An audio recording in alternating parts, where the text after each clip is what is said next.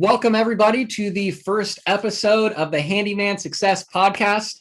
The purpose of what we're doing here is really to bring on successful handyman, home improvement contractors, home service providers that have a proven track record of success in their business and pick their brain about what they're doing, what's working well, what's not working well, all so that you can learn about business and what they're doing and maybe stuff that you can apply in your own life, your own business, but also to be inspired that whether you're new, you're in business for a while, you're struggling, you're killing it, to hear from fellow business owners and just be inspired by their story and what they have to say. My name is Jason Call, one of the co-hosts with Handyman Marketing Pros.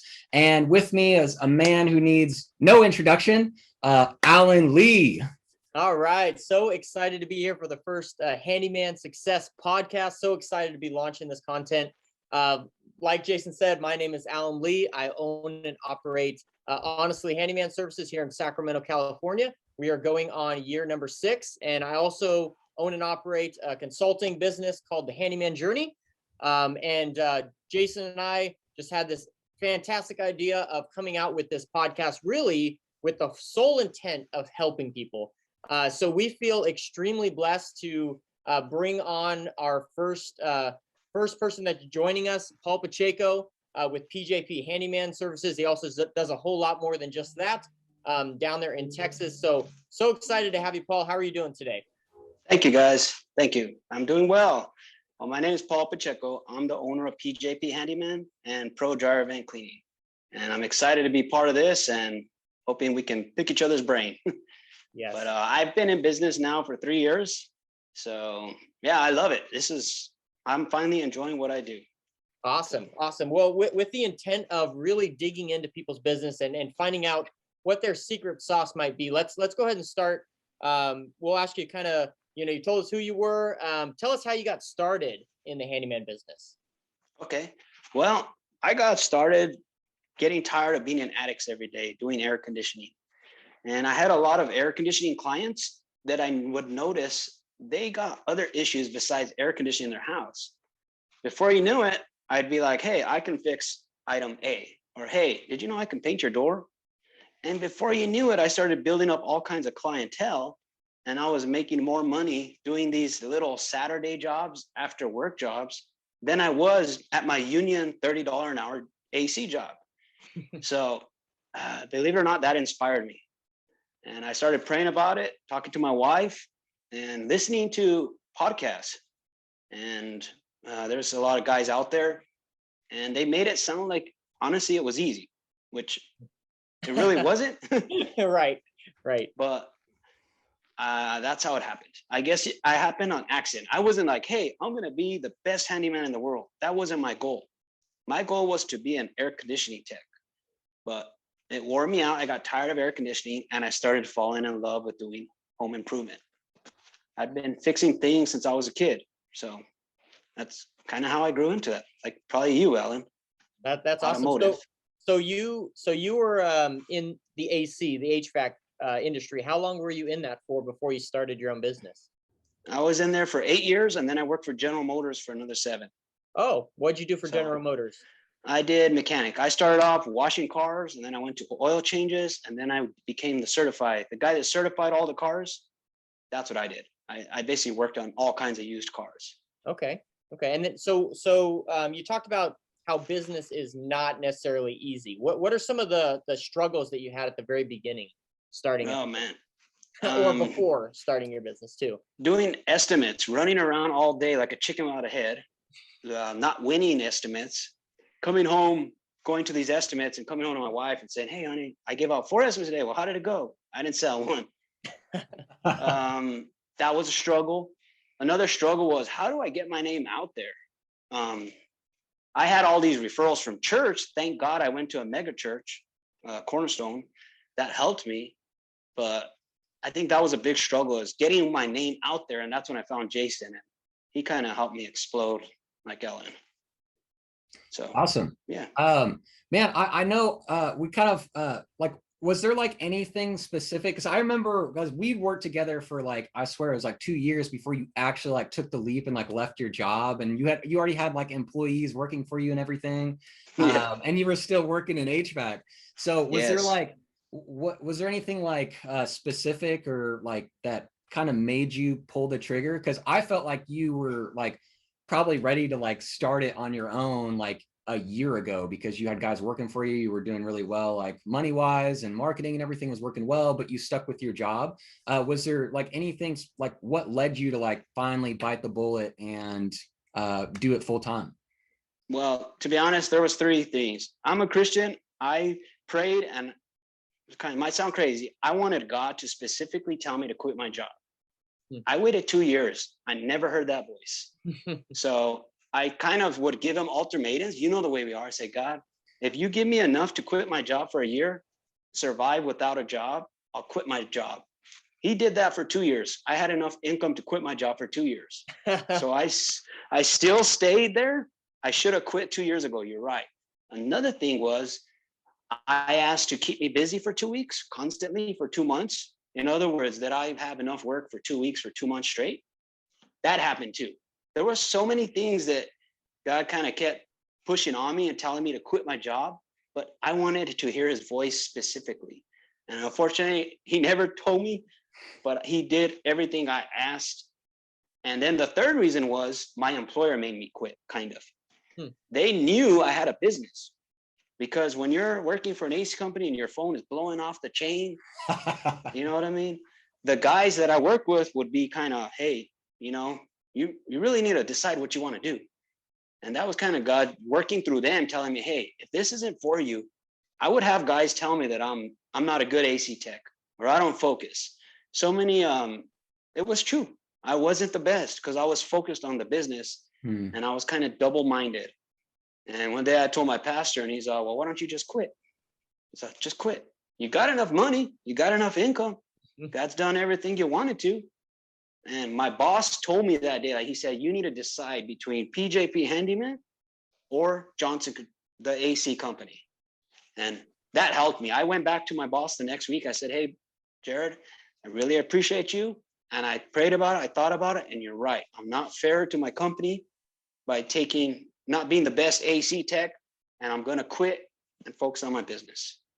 And that's been the best decision I made. If anybody wants to start a handyman business, don't do it like me, but I recommend saving enough money to survive a year.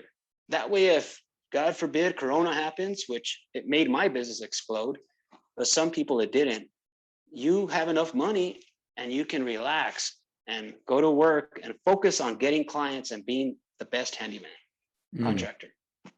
So I love what you said there, like focus on getting clients. That's something that I tell guys all the time, especially new businesses. Like if you want to do this full time, treat it like a full-time job.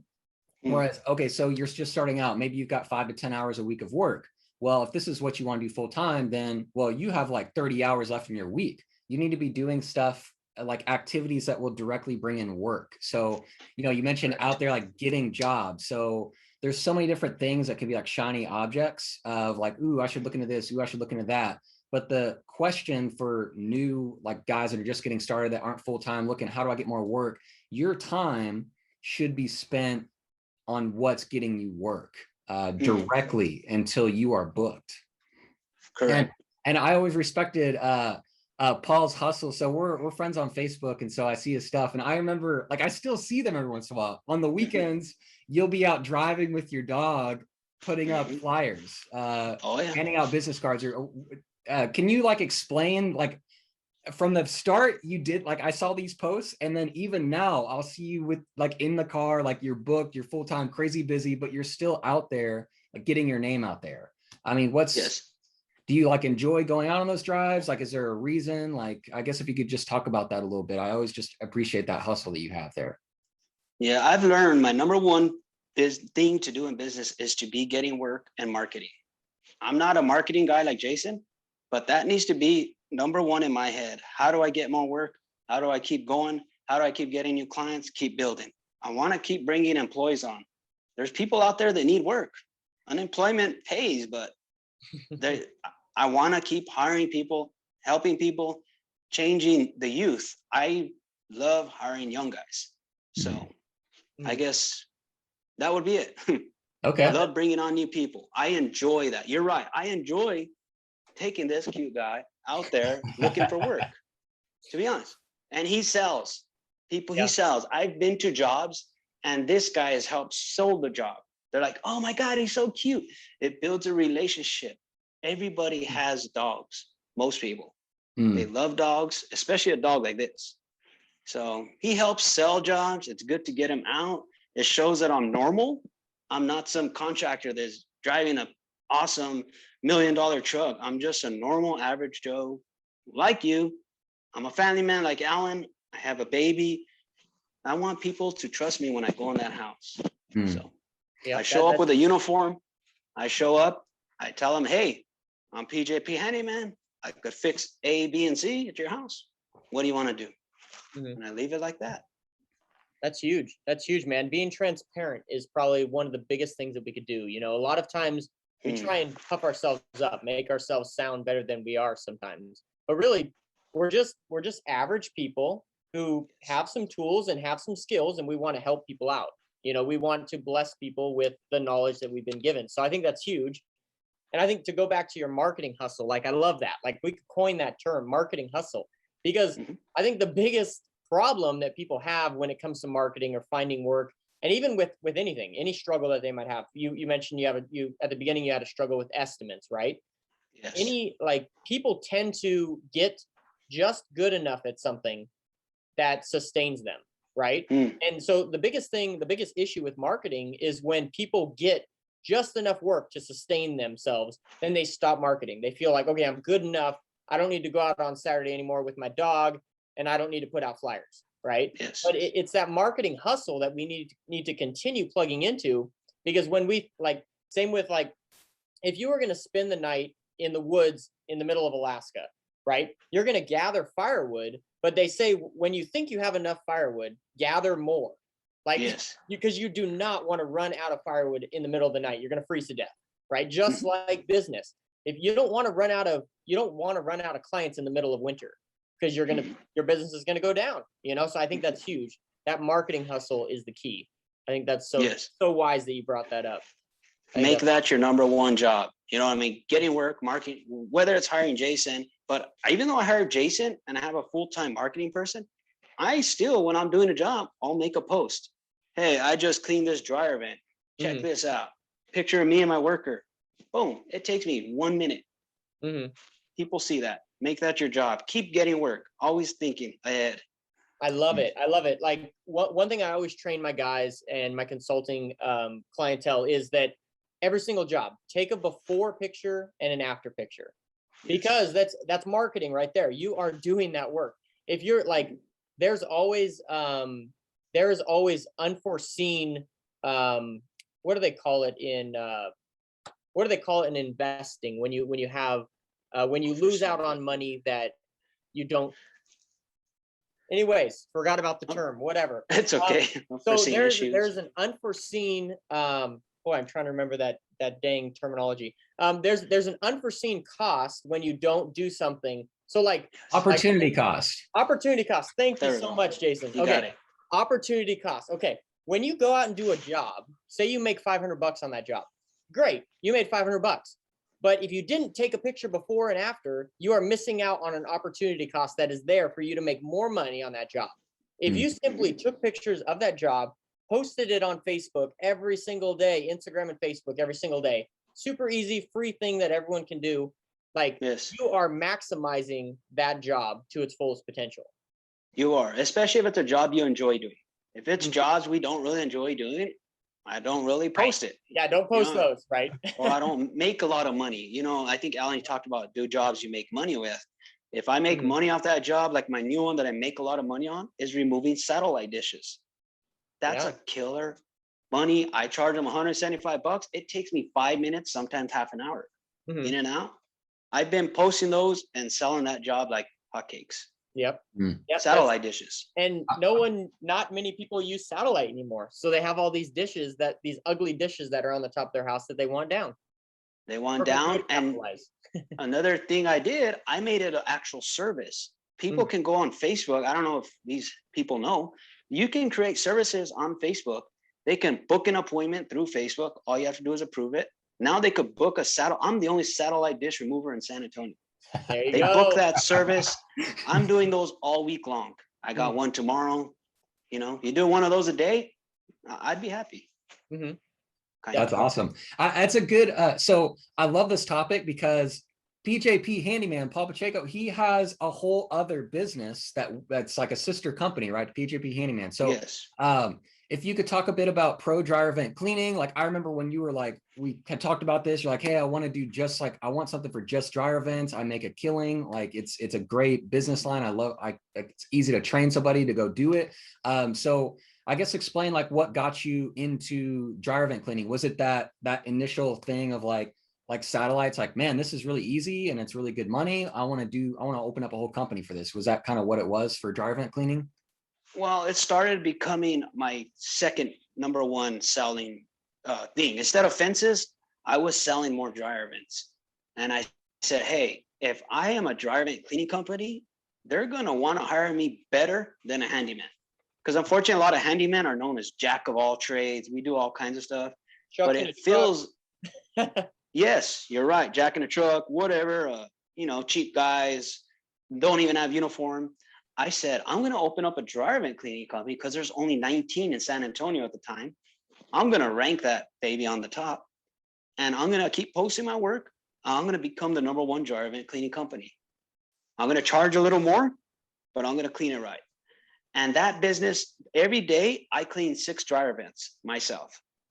And from that's helping me get in the door and look at their house. Sell siding, sell caulking jobs, sell fences. That $100 dryer vent cleaning, I don't make a ton off the $100. It's $600 a day if I do 6.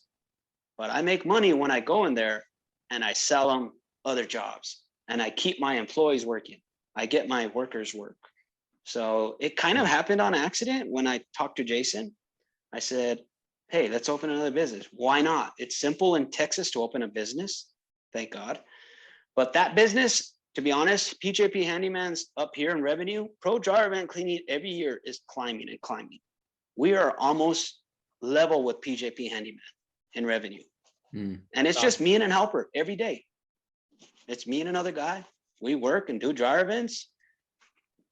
Yeah. It's a good service. Alan talked about, I remember one time he did a video where he ran into problems with it. And I learned that day from that video, don't ever use that kit that he bought. And I bought an expensive kit. I bought a professional kit. Right. Don't cheap out. Yeah, don't cheap out. But you know what, Alan? I started just like that, like you. That's the kit I used for 3 months. And I kept saying, I'm going to put money aside. Put money aside to buy me a good kit. Now I own 5 expensive kits for my techs.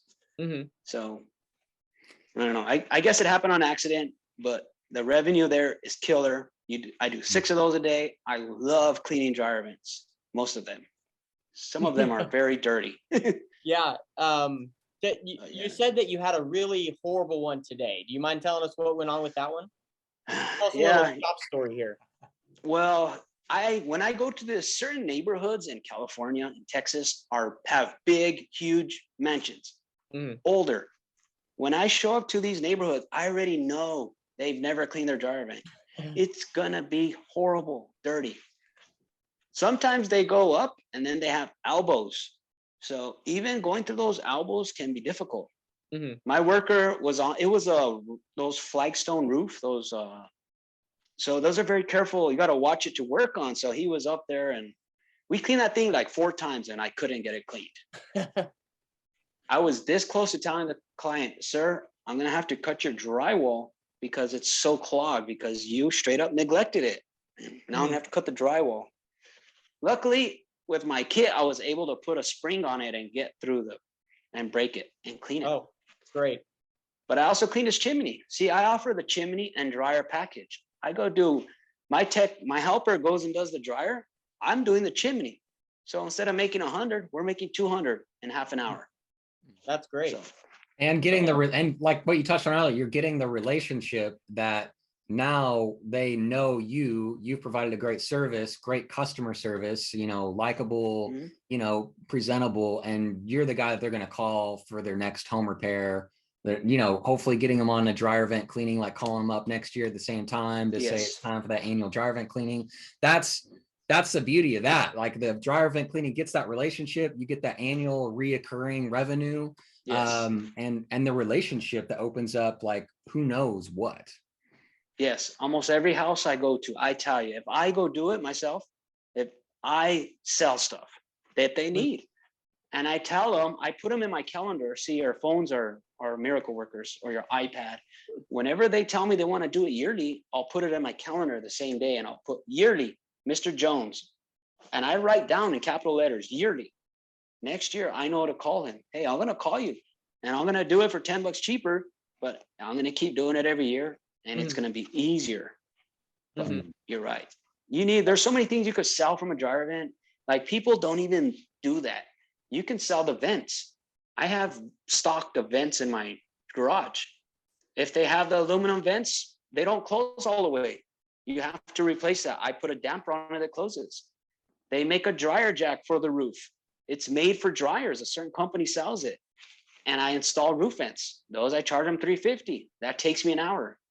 So there's just so much. Dryer vent cleaning opens the doors. Whether it's Alan Lee doing gutters, maybe that's his door opener. You know what I mean?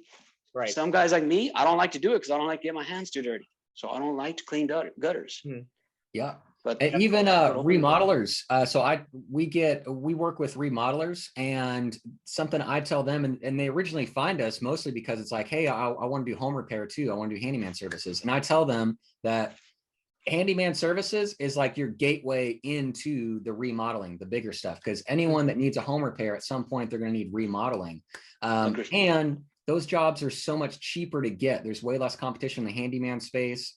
Cost per lead, all that stuff is so low. So why not pay less to get in that relationship, still make a profit on your home repair stuff? So there's, it kind of works the same as what you've got going with the dryer vent cleaning. Is just like get in there and do what you can do super efficiently and, open up that relationship. So that's awesome. Yeah, I know one thing that I struggled with for a few years, and a lot of my clients, they currently struggle with, is they feel like people tend to feel like you can only do the work that people ask you to do, right? They call you out for, say replacing kitchen faucet or replacing the garbage disposal or replacing the toilet. And they just come and they just give them an estimate for that. And that's it. Agreed. And they leave, right? It's totally mind blowing when we actually take a different stance as handymen or home service professionals and say, I know what a house needs. I know what, and I tend to know what the overlooked items are. So let me partner with you to help you to see what your house needs, right? So we have created a 22-point home maintenance inspection that we do at every single estimate. And that really opens the client's eyes to be like, oh, wow, I need to clean my dryer vent. Like, that's a huge one around here. I ask people and they're like, I've lived here for 20 years and I've never had that cleaned. And I'm like, well, you're supposed to have it, once a year at least, right? Minimum. 30 years. And, it's crazy. Today. So those are like, or it's insane, right? You might even look under a kitchen sink and see that their faucet is just leaking like a sieve. They didn't even know it because they never go under their kitchen sink, right? Yep. So it's amazing when we as home service providers actually partner with the client and say, hey, I care about you and I want to help your house be a house that you love, and these are the items that I want to take a look at so that, see if they need to be repaired or whatnot. So I think that's huge, that sometimes we can get in with a very cheap, low cost item to help us create that partnership with the client. Because at the end of the day, we're not just out there. Well, some people are out there just to make money, but if you're out there just to make money, you're not going to last very long. It's really about the relationship with the clients, and wanting to help them out. So I love that you take that stance. I think that's really, really important. Correct. People are dying to give us money, to be honest, to take care of their house. And like I told my worker yesterday, he went and did a dryer vent in and out, and he sent me pictures, and I noticed the siding was terribly cracked. Where the caulking meets? They're supposed to caulk the siding. It only lasts 3 to 5 years. So I told him, why didn't you tell her to caulk the siding. Oh, I just want to get out of there. Right. That happens a lot that's one of my struggles with my employees. Yeah. And I know it because I did it at my AC company. Mhm. Get the job done, go home. But the way you sell that stuff, siding, if the siding is cracked on the side of the house because the caulking is failing, Mhm. you need to recommend recaulking it because it's going to help glue down the siding and it's going to save their house from falling apart. Mhm. Yep. People love that. Just Definitely. don't be afraid to sell what they need. Mhm. Don't Definitely. be afraid. And I know we should get into your problem with estimating, or the struggle with estimating when you first started, because one thing that I see pretty rampant through other handyman services is they're afraid to be this sleazy salesman, right? What was one of your main issues with like writing estimates and maybe not selling them or not feeling as comfortable when you first started? Can you kind of go into that a little bit? Yes, there's a lot of shows I had. Even to this day, I'm still working my estimate process out. One of the struggles was, what do I charge? How do I figure that out? Because I would always think, okay, a fence post is going to take me 4 hours. So it should take Derek, my employee, the same amount of time. Right. I'm happy with $40 an hour. Back then I was. Mhm. So I did 40 times 4. That's it. Right. I wouldn't make a lot of money. Mhm. You know what I mean? Sometimes I would make money, sometimes I wouldn't. One of the biggest struggles I had, I didn't know how to weed out the tire kickers on the phone with the estimate process. I have learned now how to ask questions on the phone with the estimate. Hey, okay, you want to get your fence done? How soon do you want to get it done? Oh, I need it done like next week. Okay, I'm not your guy. I can't do it right now. I'm sorry. Other questions. What's your kind of budget or time frame? You know, how much are you thinking it's going to cost? They might say, oh, it should be $800 when I know it's going to be 2,000. So those now help me say, okay, look, to be honest, it's probably going to run you 1,500 to 2,000 per side of your house to replace the fence. To be honest, if you're not willing to spend that, we may not be a good fit. Right. So those are all things that I've learned in the process, how to get rid of people that want to waste your time. And take away from my family, take away from my kid, take away from me spending time with my wife. I don't want to take their time away or mine. You know what I mean? We may not be a good fit. We might be too expensive. Alan Lee may be cheaper. That's just, I mean, we're in different markets. You know what I mean? But maybe Alan Lee's cheaper. Maybe you'd call Alan Lee. You know what I mean? Right. So yeah, that's one thing I struggle with, and wasting gas, going to all these estimates. Right now, I haven't done an estimate. It's been a while. All my estimates are done through the phone. I've been doing fences. I've been doing painting for long enough. Whenever, like, let's say I ask Alan, hey, Alan, you want to paint your house? Can you send me a picture of it real quick? Alan Lee sends me 4 pictures. I tell Alan, hey, it's going to cost you $2,500 to $3,200 to paint your house. Are you good with that? Half the times the clients say, yeah, I'm good with that.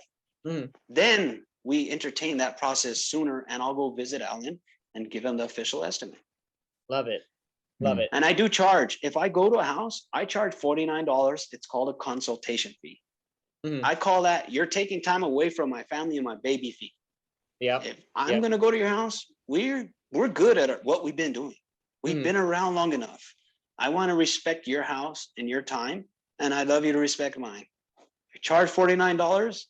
When I tell them I'm going to charge them $49, you know what most of them do? They send me pictures right away. There you go. Yeah. I sell the job. I'm doing a $7,000 fence Saturday, $7,100 off 4 pictures. Wow. I asked him, hey, do you got the measurements? He told me it was 221 feet. I gave him the price. He signed the contract. We're going Saturday to replace the fence. You know what I mean? That's awesome. So that was kind of new for me. Like I love picking that up, like about like the key to saving a lot of your time is asking the right questions. So that was some gold right there as far as like nailing down what questions you ask. That's going to save your time and make you more profitable. So it kind of ties in with probably one of the biggest, if not the biggest problem that I see, and I work with marketing, right? But I still identify their problem is pricing. that because I talk to guys that they're full time and they're booked out, but they don't have any money to invest in marketing for further growth, which indicates like their pricing's wrong, right? If you're booked full time and you have no money to invest in your business, then your pricing's not correct. So if you don't mind like explaining like your pricing journey, you know, like where you started, did you start way too cheap? Did you get too expensive? Are you in a good place right now with your pricing? If you could kind of talk about that a bit. Yeah, in the beginning, I was just charging whatever I felt, probably what Alan Lee did, what most people do. Right. We just charge, hey, I'm making $30 an hour. If I charge 60 doing handyman, that's awesome money. But little do you realize that's not, because I got to pay Joe Biden my taxes. I got to pay my marketing guy, Jason, that's 5%. I got to pay my lady that does Facebook. I got to pay my phone lady that answers the calls when I can't, my emails. So, man, that's kind of how it happened. Yeah. So I always see like, what is it, HomeWise, that you can look up like the price of stuff, like how much should I charge for this? Yes. But what is your market? What is your business? How many people do you have on payroll? Who's doing your social, like you have a social media gal, an office manager. So, you know, that's never going to give you the price. Like you need to come up with your price. Yep. Agree. Alan Lee had a good pricing way that he did. I think he has a video too, right? You have a video on pricing? I got a little more than that. I got a book coming out. There we go. I got I'm excited to buy that. At the end of June 2021, and this is like exactly what I've been focused on the whole beginning of this year's pricing. And I love some of these conversations because it really comes down to core values and understanding who you are as a business. It starts way beyond before you actually come up with a number. Sorry, I'm going to kind of geek out a little bit because I absolutely love this topic, but you're good. So it happens by establishing your business core values, because you need to understand who you are and why you do what you do, right? Like PJP Handyman, right? You want to spend time with your family. You want to be a family man. You want to love on people. You want to help people with their homes. So when you're actually talking about doing a job for someone, it's not a case of just, hey, am I too expensive for you or not? It's a case of, hey, do you respect my core values as a person, that wanting to spend time with my family, but yet wanting to help you out as a person? Like there needs to be that mutual respect, you know? And when you actually come up with your core values, it's very quick and very easy to figure out if that client is your ideal client or not. And I think I love those questions that you brought up, like how soon do you need this done? And what's your budget, right? And oftentimes you can also adversely, rather than asking those questions, you can pinpoint a bad client by them asking you those questions too soon. So if they start out and say, hey, how much are you an hour? Or I need something done this Saturday, right? You know instantly that they are more concerned about themselves than they are about my family. Whereas I want someone where I'm concerned about them and their family, and I care about them and their home. I want them to also be concerned about me and my home, you know? Yes. So it goes way deeper than pricing, and I absolutely love it. And some people might be like, hey, Alan, that's BS. Like, you can't find clients like that. But no, once you find clients like that, your business is going to be sustained forever. Like, it's going to be absolutely phenomenal because you've actually found people that you've connected with on a deeper basis than just, hey, what's your price? You know? Yeah. And like Jason said earlier, that you have to know your price, because my price is not your price. You know, Joe Schmo in Alabama is not your price. Like, you know, like a price differs everywhere you go. There are certain things that you can go to that will help you figure out kind of a base price. Like Jason brought up homewise.com. That's a great thing for here in the US. It doesn't work in Canada. But that helps you kind of get a base information of what your pricing is. But absolutely love that. Sorry, I geeked out a little bit there, but yes, I have a book, a really in-depth book that's coming out at the end of June 2021 about pricing. And really it breaks down, gets into your core values so that it'll help you establish your core values, breaks down your pricing of how to establish your hourly need, and then gets into, you know, economic things like demographic and, you know, stuff like that, and helps you figure out your exact pricing. But absolutely love it. Like that's so cool.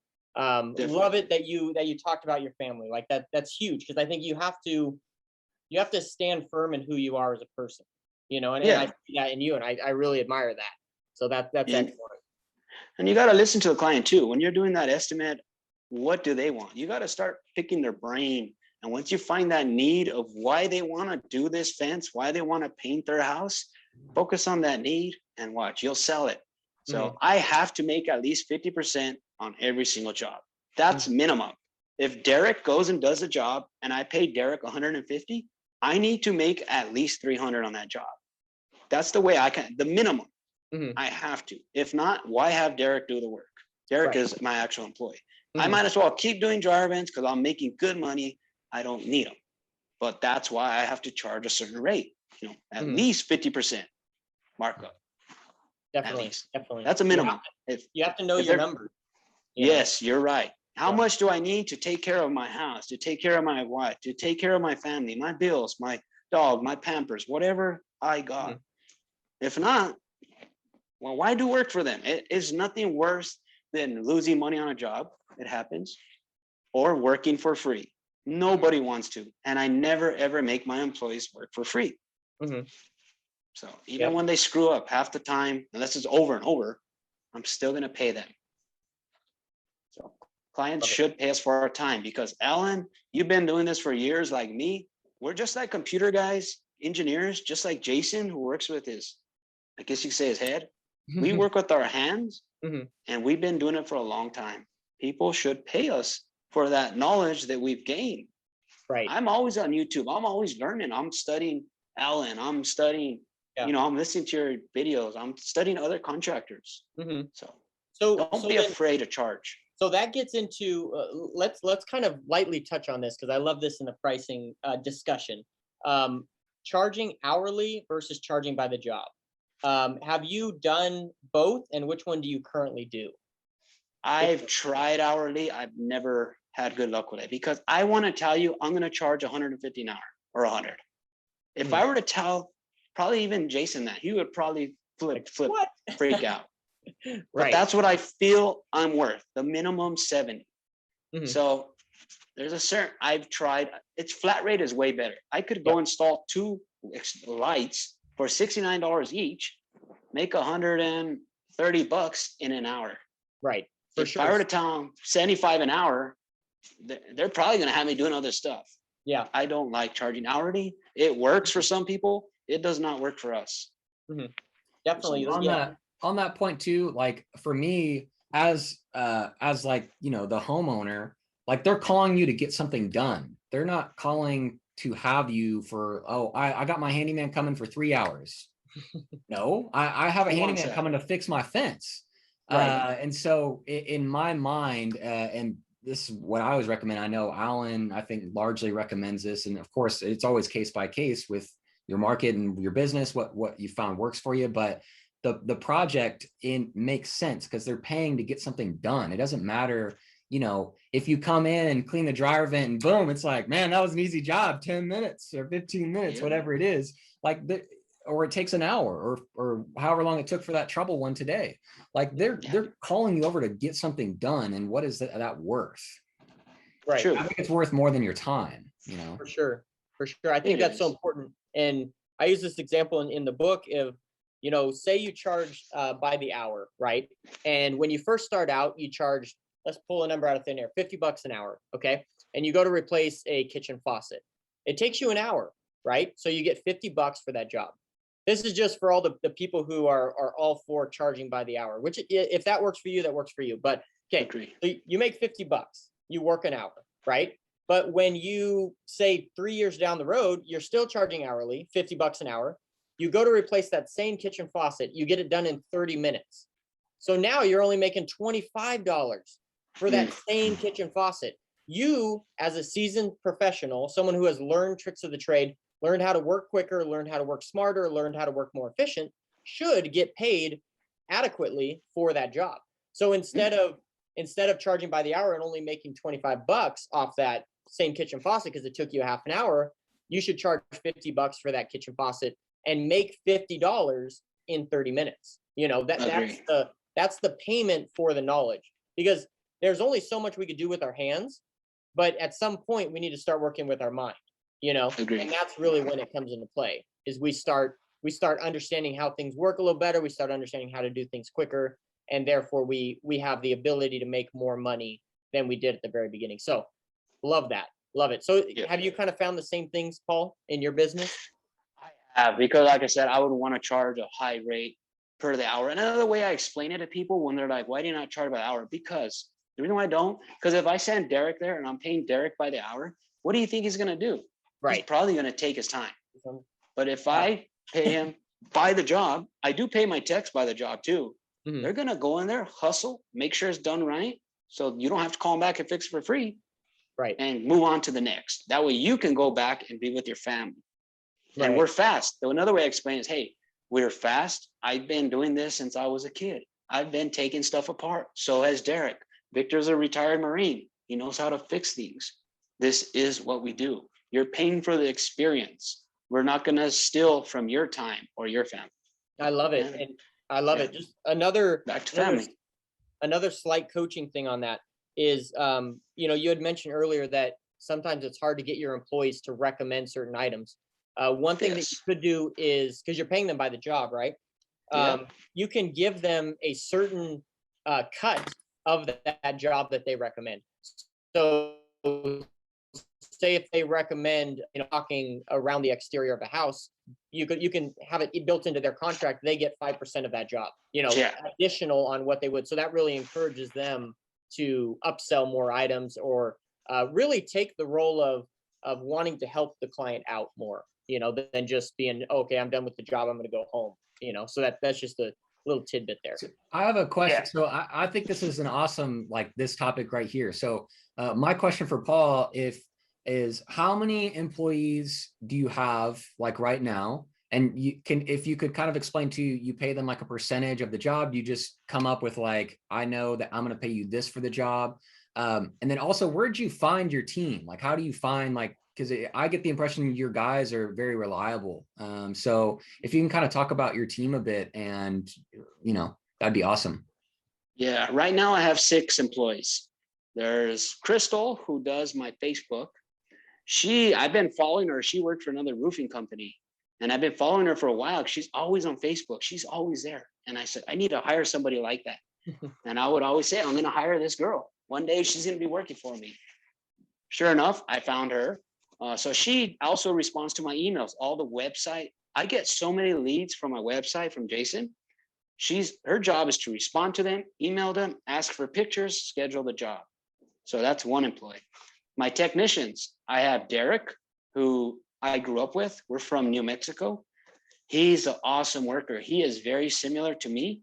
He's fast. He's been fixing things since he was a kid. He grew up in a town where you fix things. So like I say, me and him have a background together that we grew up together. So he's been with me.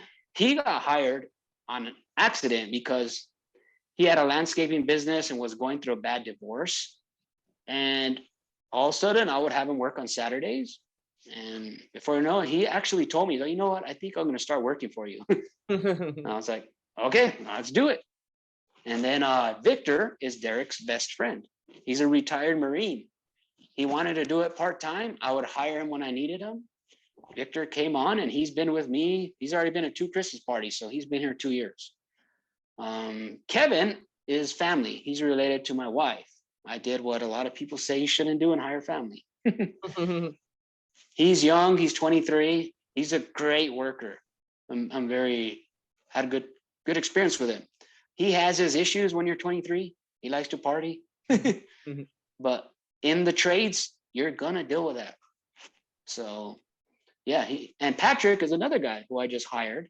He's an older gentleman, an Army guy. I love hiring veterans. They're the best workers I've had. He was an apartment maintenance guy.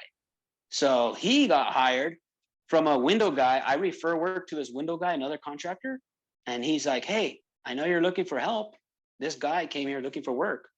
I think you should hire him. I called him in. I met him. I liked him. And I hired him to do dryer vent cleaning. But that didn't work out. I found out that he's afraid of roofs. So you can't clean dryer vents if you're afraid of roofs. Yeah, that's a problem. So I made him a handyman. He's good at lights. He's good at plumbing. He's good at all this little stuff. So those are my basic employees. And they've all got hired by themselves, honestly. How do you pay them? Do you pay them by the job? Are they W-2 employees or 1099? 1099. Okay. 1099. And how do you pay them? I pay Derek by the job. Example, let's say that siding job, for example, I tell Derek or Victor, hey, if you get cash, I'll split it with you. So example, the siding job, we recaulked the siding was $450. Victor came and brought me $250 in cash, and I gave him the other $250. So if they give me cash, I'll cut it right in half. It might be crazy. I pay them good, but that's how I get them to keep hustling. If it's online, then it's a percentage. If they pay me with a credit card, if they pay me with a check, then it's usually a percentage. It's a flat rate. Whatever, to be honest, I feel the job is worth to them. So it's a fluctuating rate. It's not set. It's a fluctuating. Okay. Yeah. A technician working for me averages anywhere from $700 to $1,200 a week. Right. That's what they make. About an average. And that's good money. That's more than I made doing air conditioning. Yeah. That's great. Yeah. Finding the best way to find employees is to ask the guys that you got that are top-notch sellers, top-notch workers. If you want a good worker, you need to ask your good worker to get his friends and reward him. Give him $1,000. Be like, hey, Derek. Matter of fact, I didn't give Derek nothing, but I should. Maybe I will now, because he got me Victor, who's been with me for 2 years. You know what I mean? Right. Get your workers to find you good workers and bless them with some dollars. Best way to find workers. Definitely. Check their Facebook. Number one is check their Facebook. I have been through so many interviews. The first thing I do is I go to their Facebook. They got naked women on their boobs or smoking a joint. Dude, they're deleted. I will not hire them. Right. Right. I love it. So what are let's hop into some of the things that I'm very passionate about. So what are some of your goals for the next, like, say your goal from 1 year from now, 5 years from now, and 10 years from now? What would you say are your goals for that? Well, Paul, if you don't mind too, like on the front end, like as far as like how you're quantifying the goals, like employees, revenue, whatever it may be, like if you can kind of walk through too, like a little bit, like, you know, like your first year in business, kind of like how long you've been in business, where you're at now in revenue, and then looking at what you've got planned for the future, just to give people listening like an idea of like this journey, because you know where you're at doesn't happen overnight, you know. Correct. And so it's been awesome to kind of be a witness to your journey. But if you could just kind of give a lay of the land a little bit on the whole goals, whether it's revenue, employees, all that good stuff for anyone listening. Yeah, when I started off, it was part-time. You know, I've been doing this for 5 years. I've quit full-time last year during COVID. I quit in March. So when I started doing it part-time, the first year in business, I made $144,000 part-time. That's not profit. That's revenue, what I made. The second year, I made $176,000. I was like, wow, this is amazing. I put almost half that money away. I put away in the bank. So when I quit the job, I already had $120,000 in the bank, ready for when I quit. Now it was ready for me to go work. Wow. What was your profit margin those first couple of years? The first couple of years, I made $62,000 the first year in the bank. The second year, $68,000. It was around there. Okay. About half. I did pretty darn good. So now with PJP Handyman, we're making PJP Handyman is at, well, right now the total revenue is $426,000. That's what I make. Wow, awesome. So like for this year? Yes, this year. Okay, cool. With PJP Handyman, I'm at $250,000, and Pro Dryer Van Cleaning, I'm at $176,000. You see, with two people with the dryer van clean, I've almost caught up to my handyman business. So those are things I'm trying to fix now. Why is PJP Handyman not making or why is the dryer van cleaning making so much and the handyman's kind of stagnant? Those are things, you know, you got to iron out your little issues. So I always try to profit from the jobs I do 50%. Like example, today I made $1,200. I'm putting $600 away. I put that in the bank. Does that include, when you say profit, does that include your like your owner's compensation, like your what you take from business and wages, or do you look at that like as a total, like wages plus my actual profit I want it to be 50%? Agree. It's that total, my total wages, everything. I always take it out. I read a book called Profit First. Following a lot of that. Yeah. It talks about taking your profit first.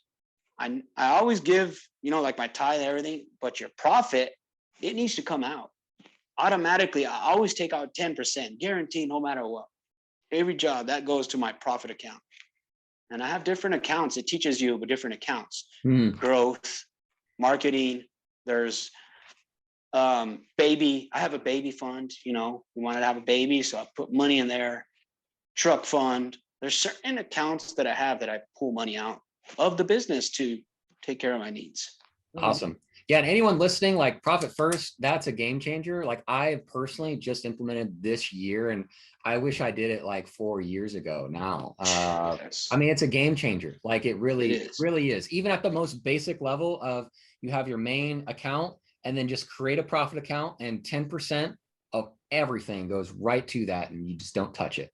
But it sounds like you've really followed the system and broken it down to what makes sense for you and take it very seriously. I know Alan is very big into being, what I guess, just being intentional with your money, because that's like our job. Like that is us being good stewards of what we're doing, right? Is just taking good care and allocating it with intention, like those funds. That's awesome that you break all that out.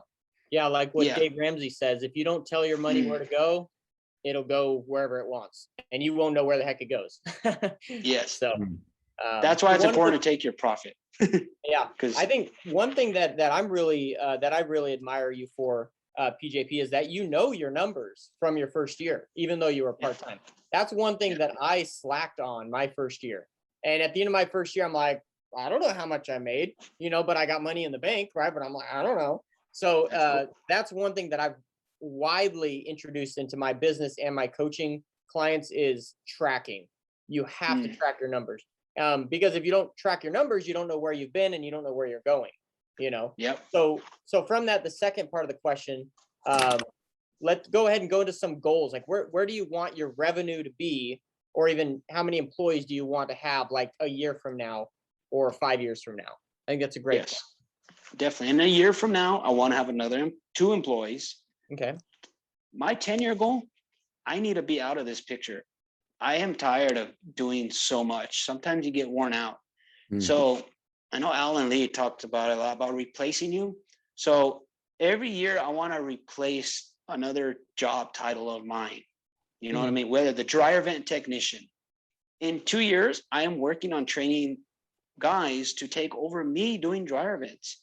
Because when the owner's out there in the business, I am stealing from the business straight up. Because other technicians could be doing dryer vents. I could have another employee. I could be focused on giving estimates.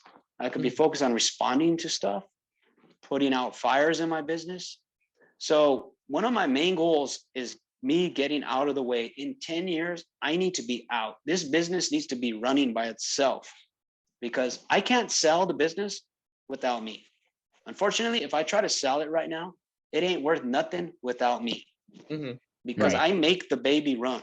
Without me, I mean, I guess you could still make some money, but I am really needed right now. And it's something that, Alan talked about a lot.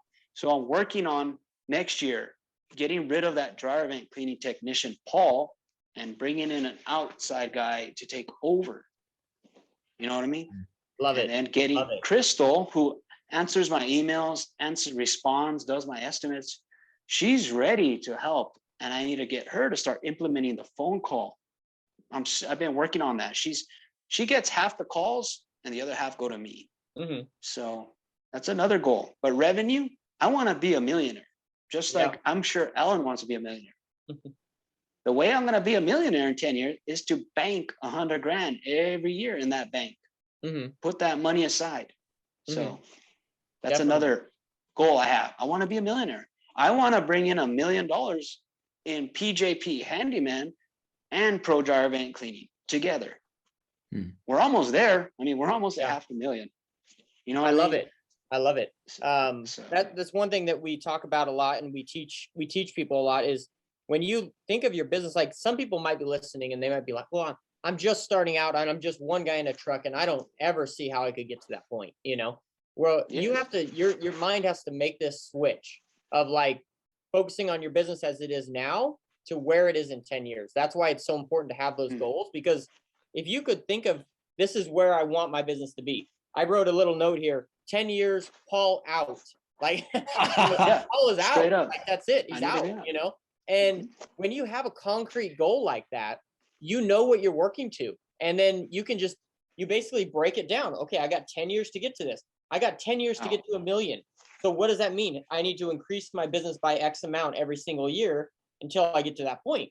Like it gives you some concrete stuff. So what are the concrete steps that you think or that you foresee yourself taking in order to get to that 10-year goal, or even the 1-year goal?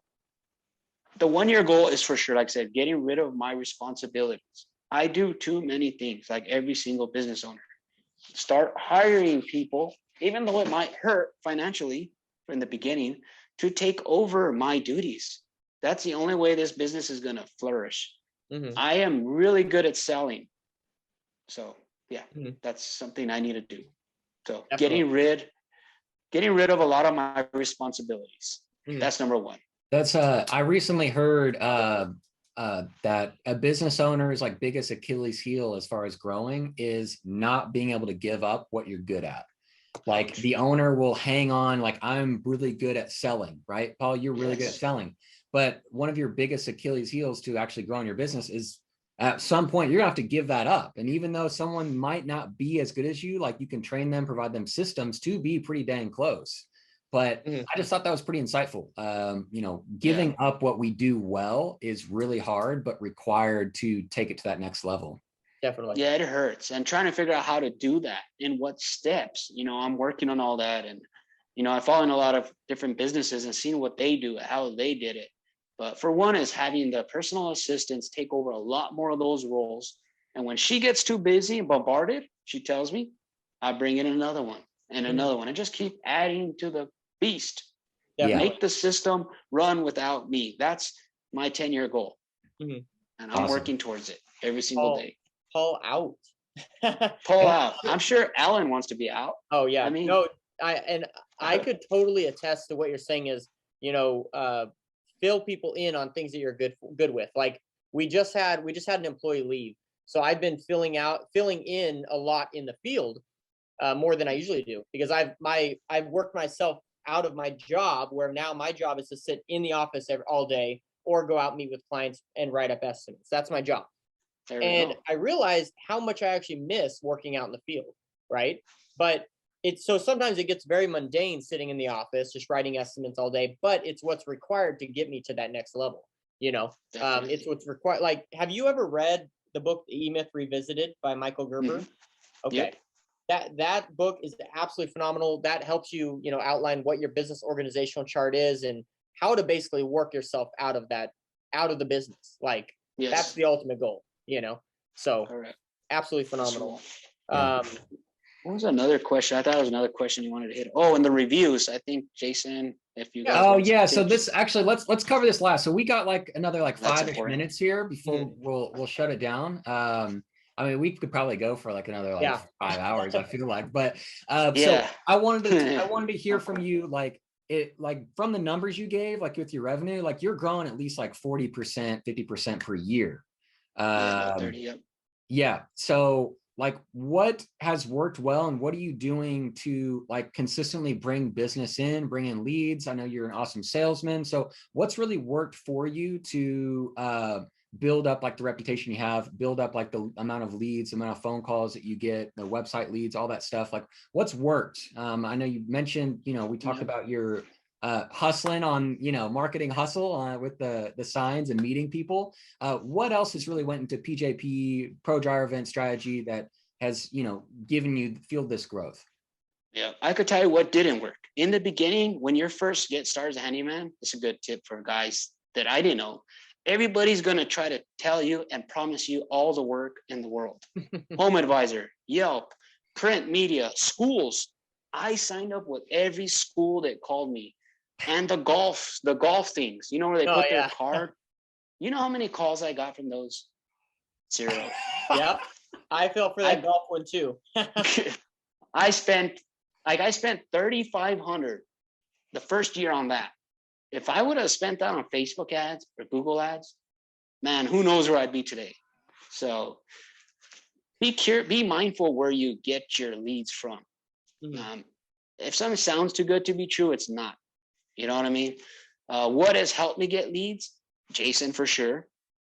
He's my Google guy. He handles Google. He does my website. He's that guy. I just send him to the website. The other way I get my leads is Facebook. Believe it or not, 70% of my dryer events come from Facebook. A Facebook post, posting in Facebook groups. I am always doing that. Did you know you can post up to 9 Facebook groups with one post? Mm-hmm. You could share to a lot and bombard them. They might get a little upset, but that's okay. You're going to get work. You do that in the respect beginning. Your family. Yeah, you're right. I've had family blog me, but whatever, you got to get work. I have to feed my family. So Facebook has been key. Joining groups and posting, this is the way you're supposed to do it, on the allowed day. Put it on your calendar. Example, me. Shirts, see below, post on Wednesday, 10 a.m. post. That's what Crystal does. Her job, she took that job from me, and now she's on Facebook all day. That's her job. Somebody looking for a handyman, hey, call PJP Handyman. Looking for a fence, she throws my name out there, including our customers. The other thing, every job that you go tear it up for in a good way, you go kick butt. You knock it out of the park. You know that customer loves you. They're raving fans. Ask them, hey, Mr. Jason Lee, Mr. Jason, would you mind giving us a review on Google? Have you ever used Google? That's the key. No, I don't have a Gmail account. Okay, no, don't do it. Go on Facebook, please, and give me a review. Have you used Yelp before? What's Yelp? I ain't asking them for a Yelp review if they've never used it. Yelp's going to hide it and throw it in the trash. Yeah. It's hard enough to get a Yelp review. I finally got a bad one out of all the 12 that I've had, but Yelp is a beast that is very hard to get reviews. Mm-hmm. So getting ranked on Yelp, on Google, that's my number one goal in the beginning. That was my goal. How do I get to the top? That whenever people are looking for handyman, we need to show up. And I told Jason that when in the beginning, I was like, hey, I want to be up here. In the beginning, he's like, well, it takes time. And we started building the beast. And now when you Google handyman, people call me from 45 minutes away. I'm like, how did you find me? I just searched Google handyman. You had the best reviews. Yeah. You guys will like this. So PJP Handyman has 193 Google reviews. 100% are 5 stars. 100% of them are 5 stars. That's amazing. That's amazing. On Google. Yeah, I have never seen a perfect 5.0 rating with over 100 reviews. I've never seen that's amazing. I thank God, because we've had our issues. We've lost money. We've had to pay for jobs. I've had workers show up drunk. I mean, I've gone through all the stuff that contractors go through. But you got to follow up with them. It's so easy. A lot of people I ask for a review and they say, oh yeah, sure. They never do it. A follow-up email or a text, hey, sir, Mr. Jason, would you please mind doing that review? It really helps me, here's the word, help you and find clients like, no. I say it helps me find good clients like you that want a good contractor that's not going to burn them and run with their money. Mm-hmm. Boom. That's how I got my reviews. I asked them, everybody's not going to give you a review. I hate to say it. They give reviews when you screw up. Mm-hmm. That's when they give a review. Or people that you never worked for give you a bad review. That's how I got my first bad review. I never did a job for the lady, but yeah, she gave me a bad review. So yeah, you get a bad review, squash it with positive. Every time I've gotten a bad review on Yelp, I've gotten some. It gets me angry to where it becomes my new job to squash that negative review with so much positive. I make that my job. Every client, I tell my workers, hey, go get me some reviews. I'll pay you $20. I pay my workers $20 if they bring home a 5-star review. Mm-hmm. Christmas, Derek had $180. Victor had 40. That's money, dude. So yep, that's excellent. That's excellent. pay your workers. I love it. I love it. I think that's so huge, and that's absolutely fantastic that you have that many reviews and they're all 5 stars. Like that's a testament. So, Yeah. Jason, I think Thank God. we're about going to be wrapping up here, correct? Yeah. I wanted to get Paul's, the last, giving advice or tips. What would Yes. you say to, there's lots of new businesses I know, like guys that are thinking Yes. about starting. So let's focus on them, because I think the guys in business probably, if they've made it this far, they've gotten a ton of gold. So what would you say to like new businesses, guys that are thinking about getting started? Like, what would your advice to them be? My advice would be to do what I did. Go knock it out of the park. Please those clients. Be fair. Do what you say you're going to do, and don't take on too much work. Everybody says that. Don't take on what you don't know how to do. And ask them for a review. Build your reviews up. That's how your business that's down here on the bottom, let's say PJP Handyman, let's just pretend I'm up here. You're down here right now because you just started.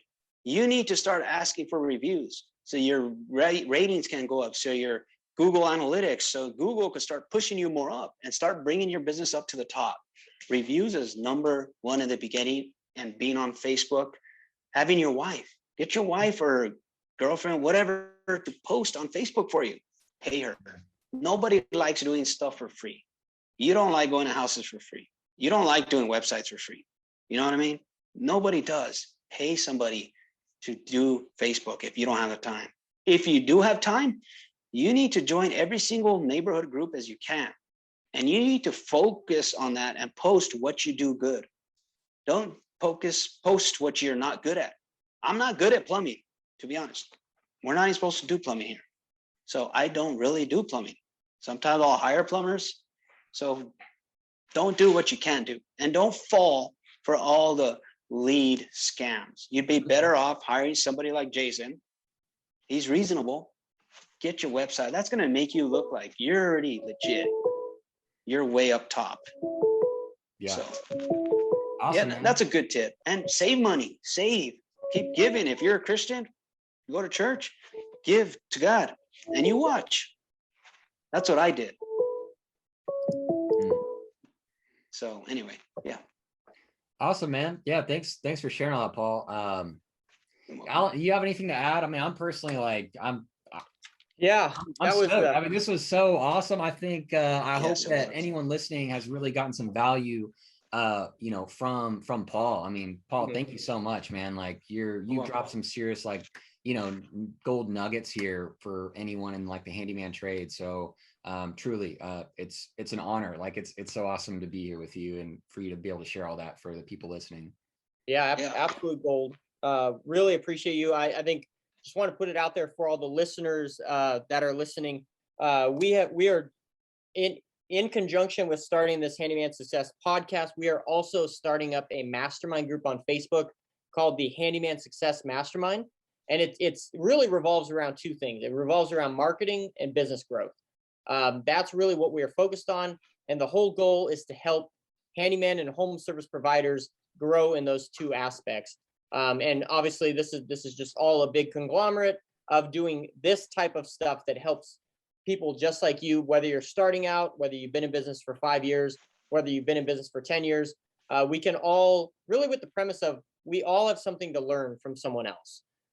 Maybe we've been in business a little bit longer than each other, but it doesn't mean that we definitely have something that we can learn from someone. So we are going to continue bringing on people like Paul, people who are successful in their crafts. They won't always be handyman. They might be contractors. They might be remodelers. But we are just so excited to be launching this. So make sure that you go to Facebook, check us out. We are the Handyman Success Mastermind group on Facebook.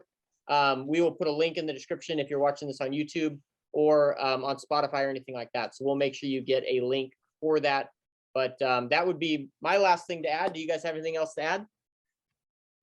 I'm all set. Yeah. Paul Pacheco with PJP Handyman, Pro Driver and Cleaning in San Antonio. Thanks again for coming on, man. It's been an awesome time. I appreciate y'all. And like I say, if ex-heroin addict like me can do all this stuff, you can. Don't let your history destroy where you can go now. Amen. It's possible, man. There's so much work. Go get it. I know Jace Allen Lee talks about there's so much work out there. Whatever, we can share it. I don't mind sharing with my competition. It's fine. There's plenty out there. We are a dying trade, to be honest. Kids don't go to high school and say, hey, I want to be a handyman. It's watching podcasts like this that make them say, hey, I can make this kind of money. Maybe I should do it. Yeah. Well, Awesome. one huge gold nugget that I wanted to leave y'all with was something that Paul said. Reminded me. It's something that Simon Sinek says. It says, don't strive to be the best, but strive to be unique. Right. Like I love what Paul's done. Right. Like there's not very many dryer vent, cleaners out there. There's not, like how can you provide something that isn't being provided out there already? It's very easy to be the best in your field, but it's a little bit harder to be unique. But if you choose the unique route, you will make a whole heck of a lot more money and you will help a whole heck of a lot more people. So don't strive to be the best, strive to be unique in what you're doing. That's interesting. Yep. That's a mic drop. All right, guys. Thanks for tuning in. Hey, God bless, guys.